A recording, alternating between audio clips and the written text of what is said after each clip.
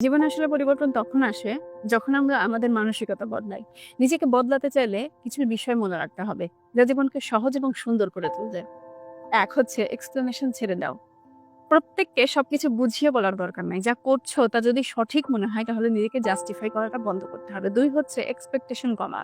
অন্যের কাছ থেকে আশা বন্ধ করতে হবে। আশা যত কম শান্তি তত বেশি। ৩ নাম্বার হচ্ছে হার্ড হলে হেসে বেরিয়ে আসতে হবে। কেউ আঘাত করলে প্রতিশোধ নয় বরং পরিস্থিতি এড়িয়ে যেতে হবে। নিজেকে শান্ত রাখতে হবে। ৪ নাম্বার হচ্ছে অপমান হলে ইটস ওকে বলতে হবে। অপমান কখনো একজনের মান কমাতে পারে না। এই অপমান যারা করে সেটা হচ্ছে তাদের চরিত্রের প্রতিফলন। ৫ নাম্বার হচ্ছে সময়ের উপরে ভরসা রাখতে হবে।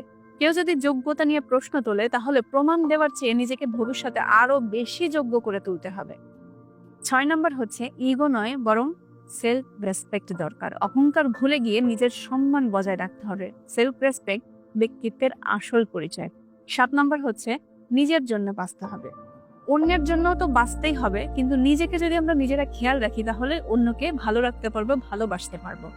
পরিস্থিতি যতই কঠিন হোক না কেন সেটা বরং শক্তিশালী বানায় মানুষকে। কঠিন সময় পার হলেই জীবনের পরিণতিটা সুন্দর হয়।